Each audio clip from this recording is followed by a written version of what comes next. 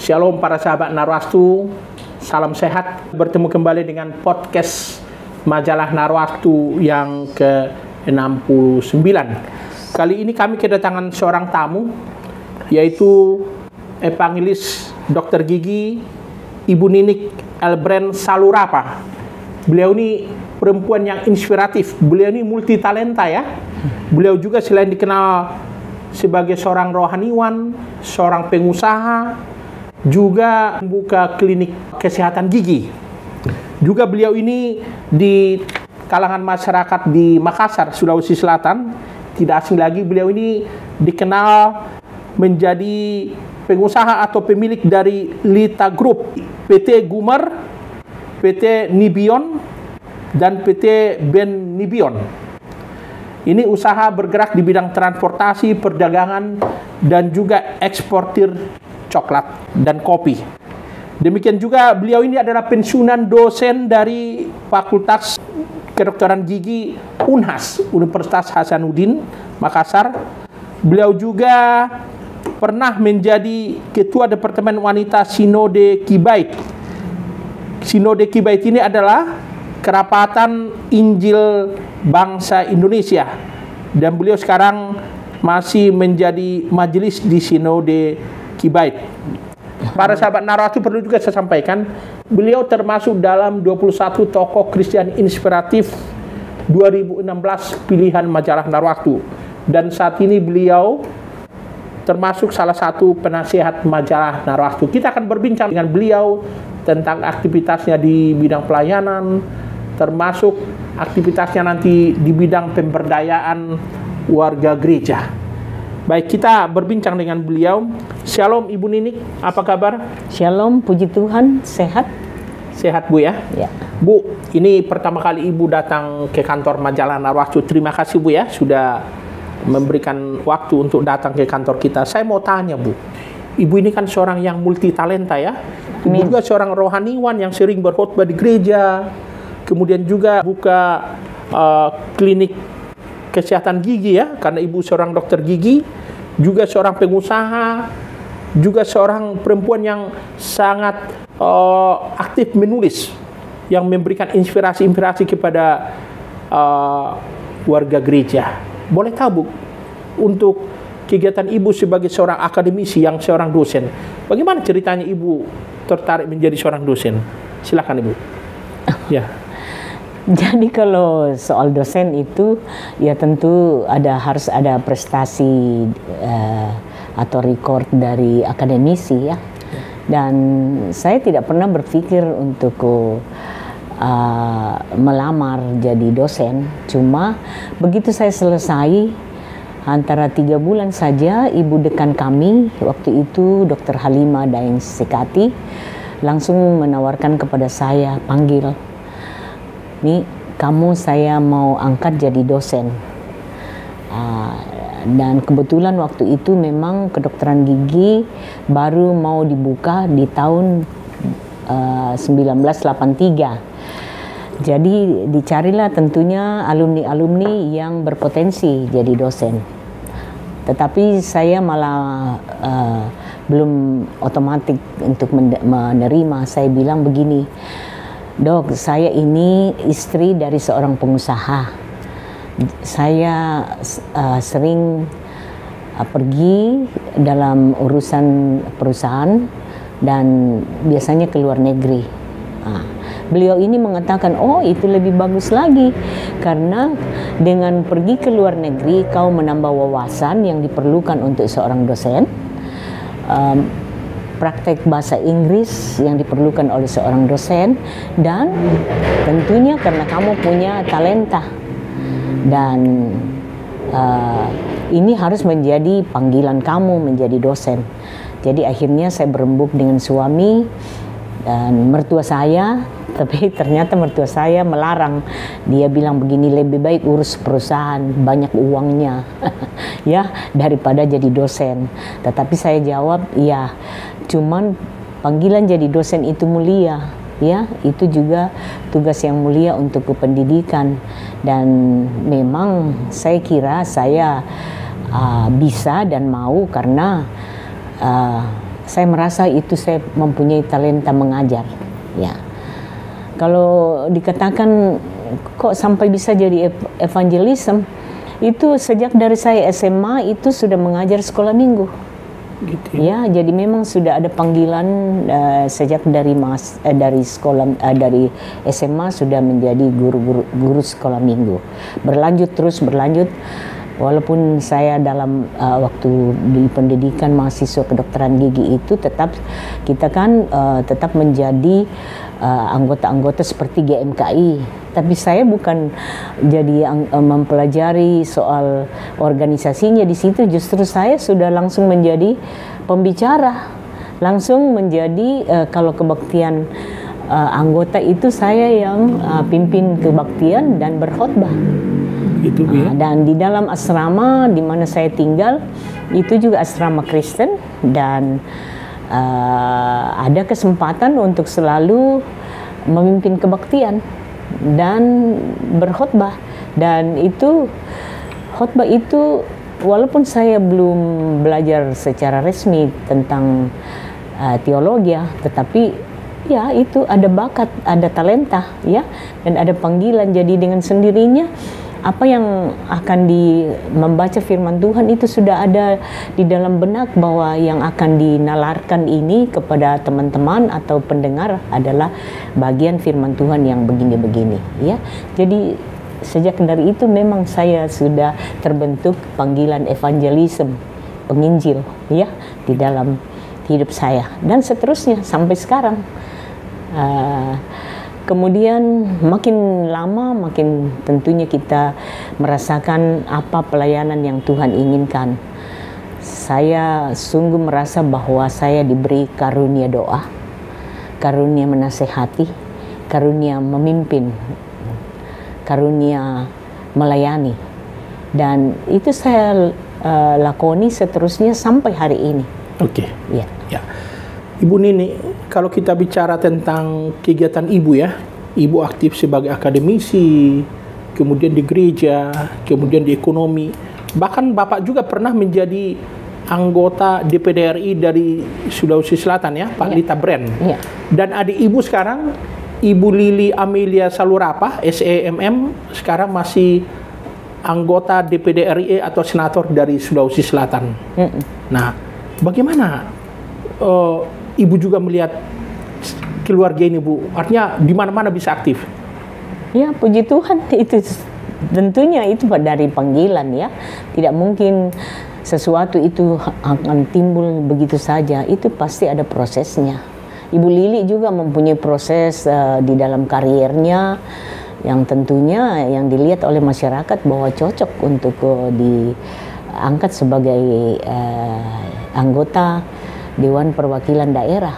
Jadi itulah sampai sekarang dia masih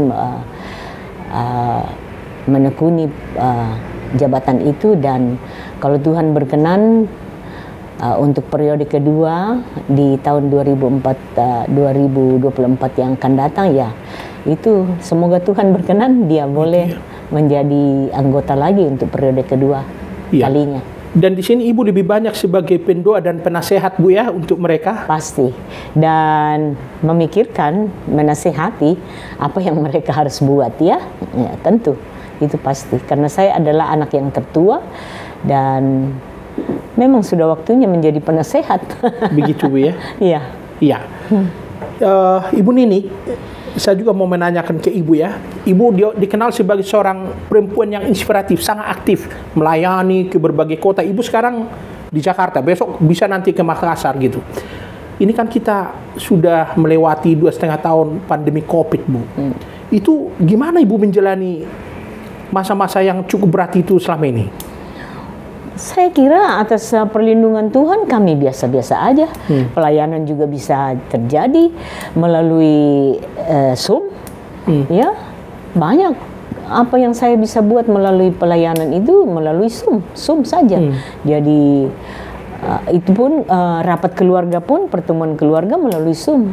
Itu luar biasa Tuhan melindungi.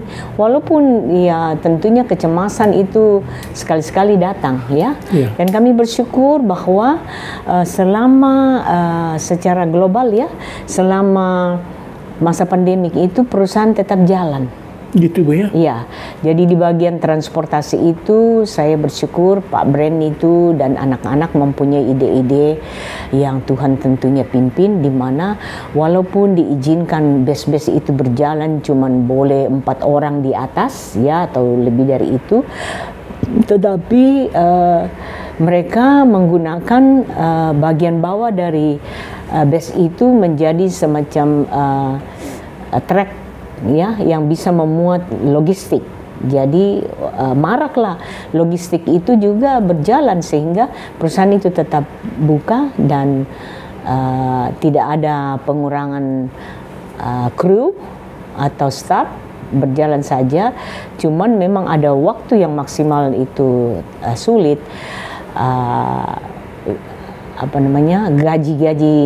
Gaji pegawai itu mungkin tidak full dibayar ya, tetapi ada jalan keluarnya nanti kalau dana ada cukup dibayar kembali.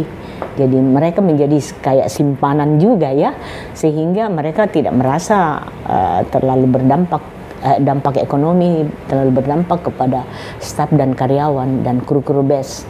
Dan itu tentunya karena anugerah ya pimpinan Tuhan sehingga semuanya berjalan dengan baik. Dan puji Tuhan bisa aja tidak terasa tercekam, tetap sukacita ya. Dan memang kami punya prinsip bahwa seperti Roma 12 ayat 12 mengatakan bahwa jangan sukacita kita itu hilang karena kecemasan yang terjadi atau kondisi-kondisi yang tidak kerumitan ya yang dialami. Karena dengan demikian kerumitan-kerumitan ini akan membuat kita bertekun dalam doa, dan itulah yang kami lakukan sekeluarga sehingga ya kami tetap sukacita dalam Tuhan tentunya dan tetap menjalani masa pandemik itu selama 2 tahun dan akhirnya sampai sekarang. Walaupun itu tetap juga masa pandemik itu mempengaruhi, tetapi puji Tuhan semuanya boleh berjalan dalam pemeliharaan Tuhan. Iya. Ibu sekarang sudah kepala 7 usianya ya? Iya. Tapi masih aktif. Ibu juga masih melayani dari Makassar ke Tanah Toraja, kemudian ke Jakarta terbang, kemudian ke luar negeri juga gitu. Iya. Boleh tahu Bu, gimana Ibu membagi waktu untuk bisnis, untuk pelayanan, kemudian untuk keluarga gitu, bagaimana Ibu? Jadi dulu waktu saya masih aktif dosen ya, itu panjang ceritanya Pak, karena saya terhitung 30 tahun mengajar sebagai dosen dan saya menangani namanya kedokteran gigi anak. Jadi bidang itu sangat menarik Pak, karena itu saya harus menguasai tumbuh kembang anak secara psikologi. Secara psikologi itu, dan itu buat saya menambah ilmu itu bermanfaat buat anak-anak saya selama mereka juga bertumbuh ya sampai dewasa, dicoba diterapkan pendidikan secara teoritikal kepada mereka, dan puji Tuhan bisa berjalan. Jadi dulu saya pergi mengajar Pak. Saya nyetir sendiri dari sendiri Bu ya? Dari Gunung Merapi sampai ke kampus kami itu 13 km itu, mulai jam 8 sudah pergi, pulangnya sekitar jam 2 ya, cuma sampai di rumah makan dan masuk kantor untuk urusan bisnis lagi ya. Dan masa itu masih masa giat-giatnya menangani perdagangan kopi, coklat, harus teken kwitansi puluh-puluhan cek-cek ya untuk membayar. Kalau saya pulang Pak itu pedagang-pedagang lokal dari kampung, dari di Toraja dan Mamasa dan lain sebagainya itu sudah berjejer tunggu untuk mengambil mereka uang-uang mereka. Jadi ya bersyukur juga bahwa ada staf yang baik yang luar biasa mereka pimpin, jadi saya tinggal tanda tangan, mereka bagi. Sesudah itu cuma istirahat sebentar, mempersiapkan diri untuk buka praktek lagi. Praktek itu mulai dari jam 5 Pak sampai jam 9. Dan karena kebetulan rumah saya itu bersusun, di bawahnya kantor dan praktek, di atasnya rumah, living room dan seterusnya. Jadi anak-anak saya itu kalau saya praktek, saya dengar mereka menangis atau bertengkar atau apa, itu saya bisa langsung tackle karena di dalam rumah ya, di dalam rumah. Dan malah untuk anak-anak yang masih kecil itu didudukkan di situ sambil dia kerja PR-nya, sambil saya praktek. Jadi mereka tidak pernah merasa kehilangan ibunya untuk menjaga mereka dalam pertumbuhan, dan itu cukup berhasil. Gitu ya. Bu ya? Iya. Ibu Nini selama ini cukup menginspirasi banyak keluarga-keluarga. Ibu mengajar, ibu membuka lapangan pekerjaan, ibu melayani, ibu berdoa dan memberikan motivasi ke banyak-banyak orang. Amin. Sebenarnya apa Bu obsesi ibu dalam hidup ini? Wah, luar biasa. Tuhan memberi saya banyak. Jadi saya juga harus mengerti bahwa sebaiknya saya dituntut banyak. Dan itu ikhlas aja saya buat. Tanpa bayar atau apa, itu sebagai ucapan syukur saya kepada Tuhan. Dan benar-benar saya mengamini bahwa kalau kita sudah setia dengan perkara-perkara kecil, Tuhan menambahkan. Dan ibu merasakan itu bersama keluarga ya? Luar biasa, saya merasakan, dan itu kami semua merasakan begitu. Suami saya juga begitu. Semakin hari ada saja pelayanan yang harus dia kerjakan, organisasi dan lain sebagainya, penasehat di mana-mana, ya. Sampai malah suami saya sudah pernah mendapat karena dia lama menekuni yayasan UKIP Paulus ya, dan itu dia diberikan sebagai tokoh pendidikan dari negara ya, luar biasa. Saya juga bersyukur bahwa saya mendapat penghargaan 25 tahun setia lajana dari pemerintah. Waktu itu Pak SBY yang menandatangani. Itu waktu ibu masih dosen ya? Iya. Jadi kan itu harus prestasi ada. Jadi buat orang mustahil kan saya tetap jadi dosen, saya pengusaha ya, mendampingi suami dalam banyak hal.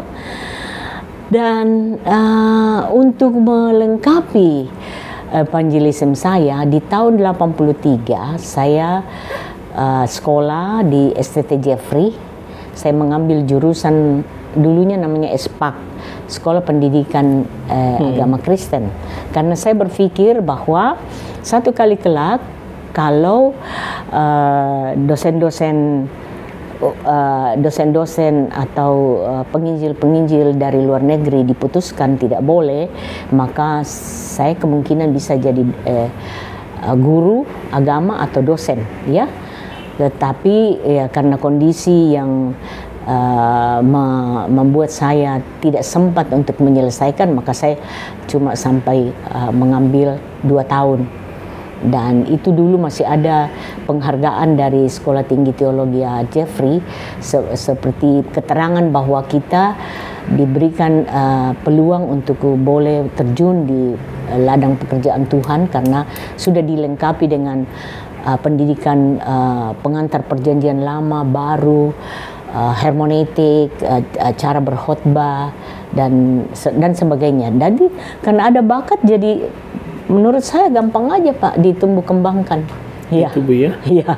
Jadi sampai sekarang biar cuman berapa menit saya disuruh khotbah bisa saja. Gitu Bu ya. Iya, dengan topik apa saja karena Tuhan sudah perlengkapi puluhan tahun. Iya Bu ya. Baik.